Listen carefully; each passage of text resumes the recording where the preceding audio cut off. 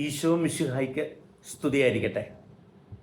പ്രിയപ്പെട്ടവരെ, ഇന്ന് നാം നമ്മുടെ കർത്താവിൻ്റെ തിരുഹൃദയത്തിൻ്റെ തിരുനാൾ കൊണ്ടാടുകയാണ്. നമ്മുടെ എല്ലാ കുടുംബങ്ങളും തിരുഹൃദയത്തിൻ്റെ പ്രതിഷ്ഠിതമാണ്. നമ്മുടെ മിക്ക ദേവാലയങ്ങളും പ്രിയപ്പെട്ടവരെ ഈ തിരുഹൃദയത്തിൻ്റെ പ്രതിഷ്ഠിതമാണ്. ഈശോയുടെ തിരുഹൃദയം അത് നമ്മുടെ ഏറ്റവും വലിയ ക്രൈസ്തവ അനുഭവത്തെ വെളിവാക്കുക. നമുക്കറിയാം, കഴിഞ്ഞ 2 ആഴ്ചകളിലായി നമ്മൾ ആഘോഷിച്ചത് തിരുസഭയിലെ ഏറ്റവും പ്രധാനപ്പെട്ട 2 കാര്യങ്ങളാണ്. പരിശുദ്ധ ത്രിത്വം നമ്മുടെ ഏറ്റവും അടിസ്ഥാന വിശ്വാസ രഹസ്യമാണ്. ദൈവ സ്നേഹമാകുന്നു എന്നുള്ള യാഥാർത്ഥ്യമാണ് പരിശുദ്ധ ത്രിത്വം വെളിവാക്കിയത്.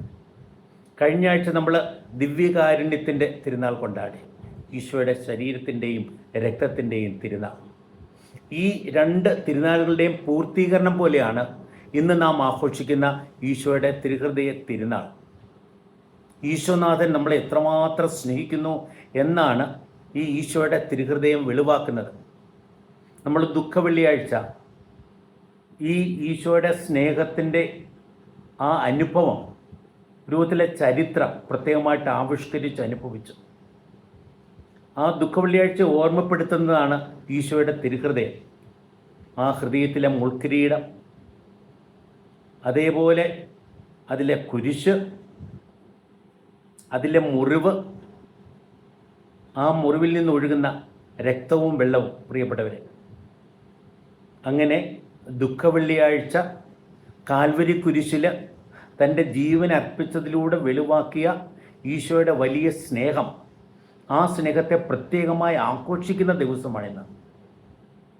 ഈ സ്നേഹമുണ്ടല്ലോ, പരിശുദ്ധ ത്രിത്വത്തിലെ സ്നേഹമാണ്. ഈശോ എടുത്തെടുത്ത് പറയുന്നുണ്ട് യോഹന്നാൻ്റെ സുവിശേഷത്തിൽ, പിതാവ് എന്നെ സ്നേഹിക്കുന്ന അതേ സ്നേഹം കൊണ്ട് ഞാൻ നിങ്ങളെ സ്നേഹിച്ചു.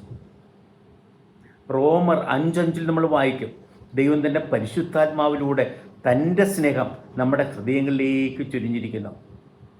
ആ പരിശുദ്ധ ത്രിത്വത്തിലെ ആ സ്നേഹമാണ് പ്രിയപ്പെട്ടവരെ ഈശോനാഥൻ നമുക്ക് പകർന്നു തരുന്നത്.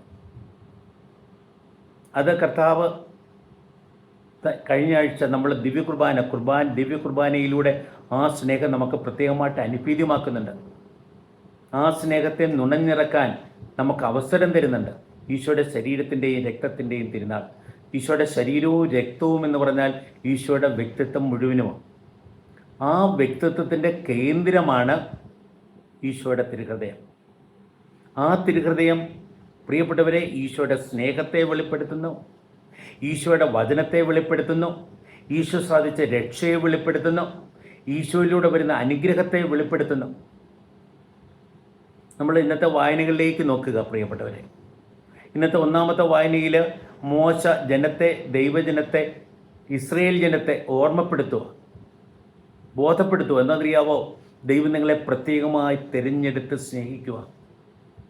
മറ്റുള്ളവരെക്കാളെല്ലാം വലുതായതുകൊണ്ടല്ല, വിരോധത്തിൽ മറ്റുള്ളവരുമായി തട്ടിച്ച് നോക്കുമ്പോൾ നിങ്ങൾ ഏറ്റവും ചെറുതാണ്. എന്നാൽ നിങ്ങളെ ദൈവം സ്നേഹിച്ചു. സ്നേഹം ദൈവത്തിൽ നിന്ന് വരുന്ന, നമ്മൾ ദൈവത്തെ സ്നേഹിച്ചു അതുകൊണ്ടല്ല ദൈവം നമ്മളെ സ്നേഹിക്കുന്നത്. ആദ്യം ദൈവം നമ്മളെ സ്നേഹിച്ചു.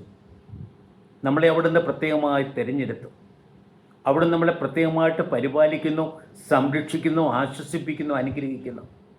മോശ ഇസ്രയേൽ ജനത്തെ ബോധപ്പെടുത്തിയത് ആ കാര്യമാണ്. പ്രിയപ്പെട്ടവരെ, ഈശോയുടെ തിരുഹൃദയവും നമ്മളെ ബോധപ്പെടുത്തുന്നത് അതാണ്. നമ്മൾ ഇന്നത്തെ 2ാമത്തെ വായനയിൽ യോഹന്നാൻ്റെ 1ാമത്തെ ലേഖനത്തിൽ നിന്ന് വായിച്ചു കേട്ടു. അവിടെയും പറയാണ്, ദൈവം സ്നേഹമാകുന്നു. സ്നേഹത്തിൽ വസിക്കുന്നവൻ ദൈവത്തിലും ദൈവം അവനിലും വസിക്കുന്നു.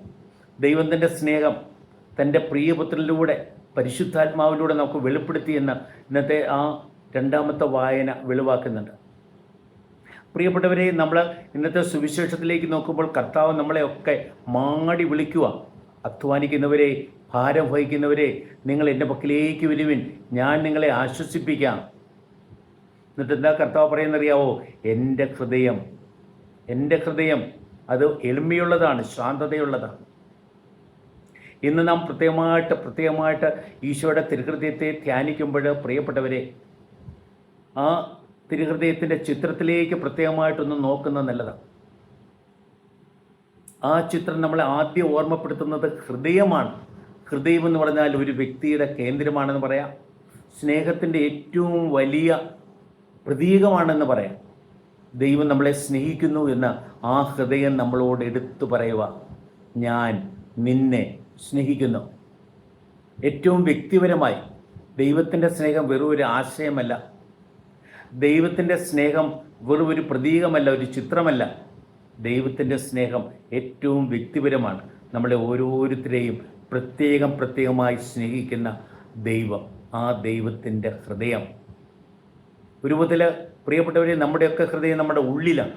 എന്നാൽ ഈശോയുടെ തിരുഹൃദയമോ അവിടുന്ന് അത് പുറത്തെടുത്ത് കാണിക്കുക. പലരും സ്നേഹത്തെ ഉള്ളിലൊതുക്കാറുണ്ട്, എന്നാൽ ഈശോയോ ദൈവത്തിൻ്റെ സ്നേഹത്തെ ഏറ്റവും വെളിപ്പെടുത്തി. അങ്ങനെ ദൈവത്തിൻ്റെ സ്നേഹത്തിൻ്റെ ഏറ്റവും വലിയ വെളിപ്പെടുത്തലാണ് ഈശോയുടെ തിരുഹൃദയത്തിലൂടെ നമ്മൾ അനുഭവിക്കുന്നത്. പ്രിയപ്പെട്ടവരെ, ആ ഹൃദയമുണ്ടല്ലോ, നമുക്ക് വേണ്ടി സഹിച്ച, നമുക്ക് രക്ഷയേകാൻ വേണ്ടി തുറക്കപ്പെട്ട ഹൃദയമാണ്. നമുക്ക് വേണ്ടി തുറന്നിരിക്കുന്ന ഹൃദയം. ആ ഹൃദയത്തിൽ നിന്ന് അനുഗ്രഹത്തിൻ്റെ ചോരയും നീരും ചൊരിഞ്ഞുകൊണ്ട് നമ്മുടെ കൂദാശകളുടെ ഉറവിടമാണ്. ജ്ഞാനസ്നാനത്തിൻ്റെയും ദിവ്യകുർബാനയുടെ ഉറവിടമാണ്. ജ്ഞാനസ്നാനത്തിൻ്റെ ഉറവയാണ് ഈശോയുടെ തിരുഹൃദയം. ദിവ്യകുർബാനയുടെ ഉറവയാണ് ഈശോയുടെ തിരുഹൃദയം. ആ ജലവും രക്തവും പ്രിയപ്പെട്ടവരെ നമ്മിലേക്ക് നമ്മൾ ഏറ്റുവാങ്ങുക. അങ്ങനെ നമ്മൾ ഏറ്റുവാങ്ങണം. അപ്പം അങ്ങനെ ആ ദുഃഖവെള്ളിയാഴ്ച ഈശോ വെളിവാക്കിയ, ഏറ്റവും വെളിപ്പെടുത്തിയ ആ സ്നേഹത്തെ പ്രിയപ്പെട്ടവരെ നമുക്ക് ഇന്ന് ആഘോഷിക്കാം. ഈശോയുടെ തിരുഹൃദയം നമുക്ക് സന്ദേശം തരുന്നുണ്ട്.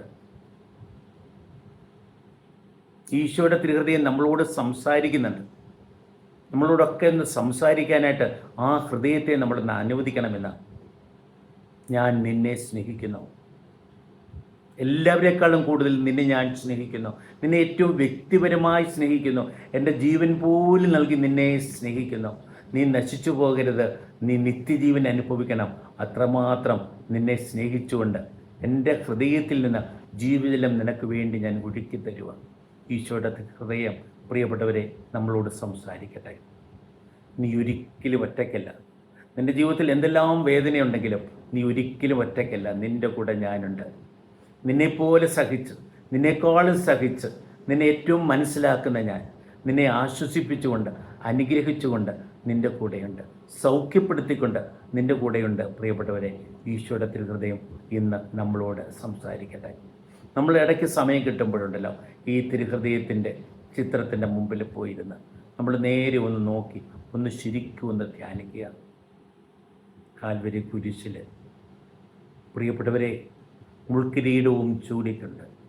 നമുക്ക് വേണ്ടി മരിച്ച ഈശോ ഹൃദയം പിളർന്ന് അവിടെ നിന്ന് ചോരയും നീരും ചൊരിഞ്ഞ് നമ്മളെ സ്നേഹിക്കുന്ന, തൻ്റെ ഹൃദയത്തിലേക്ക് നമ്മളെയൊക്കെ മാടി വിളിക്കുന്ന ആ കർത്താവിൻ്റെ സ്വരം നാം കേൾക്കുക. അധ്വാനിക്കുന്നവരെ, ഭാരം വഹിക്കുന്നവരെ, നിങ്ങൾ എൻ്റെ പക്കലേക്ക് വരുവിൻ, ഞാൻ നിങ്ങളെ ആശ്വസിപ്പിക്കാം എന്ന് ഈശോ നമ്മളോട് പറയുക. പ്രിയപ്പെട്ടവരെ, ഈശോയുടെ ഹൃദയം അത് ഒരു അനുഭവം തരുക നമുക്ക്. ആ ഒരു ആശയം മാത്രമല്ല, അല്ലെ സന്ദേശം മാത്രമല്ല, അല്ലെ വെളിപാട് മാത്രമല്ല, പിന്നെയോ ഒരു അനുഭവം തരുക. നമ്മൾ ഈശോയുടെ ഹൃദയത്തെ അനുഭവിക്കണം.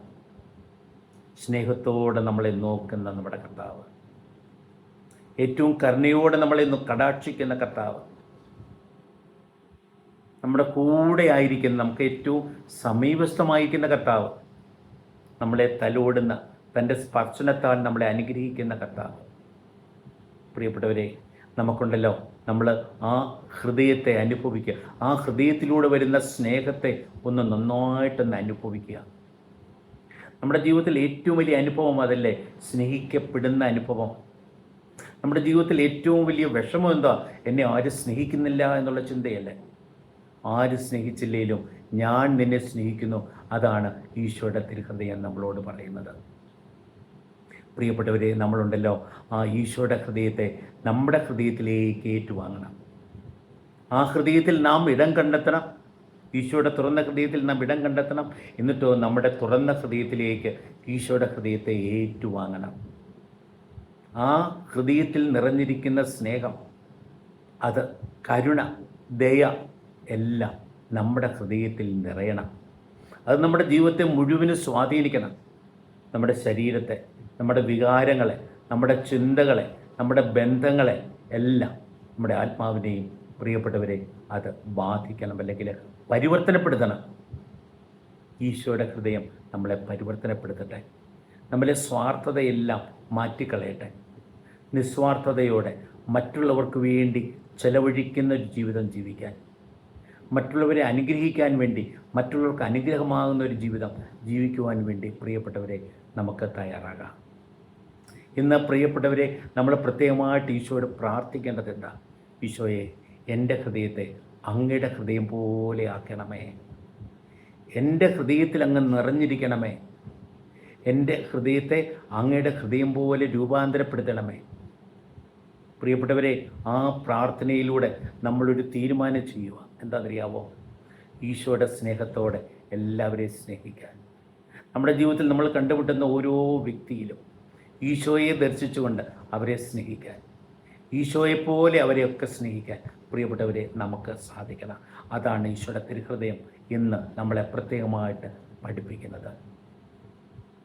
ഈശോയുടെ തിരുഹൃദയത്തിൻ്റെ തിരുനാൾ കൊണ്ടാടുമ്പോൾ പ്രിയപ്പെട്ടവരെ, ഏവർക്കും ഞാൻ പ്രത്യേകമായിട്ട് ഈ ഹൃദയത്തിൽ നിന്ന് ഒഴുകി വരുന്ന സ്നേഹവും അനുഗ്രഹവും നമ്മൾ നിറയട്ടെ എന്ന് ആശംസിക്കുന്നു.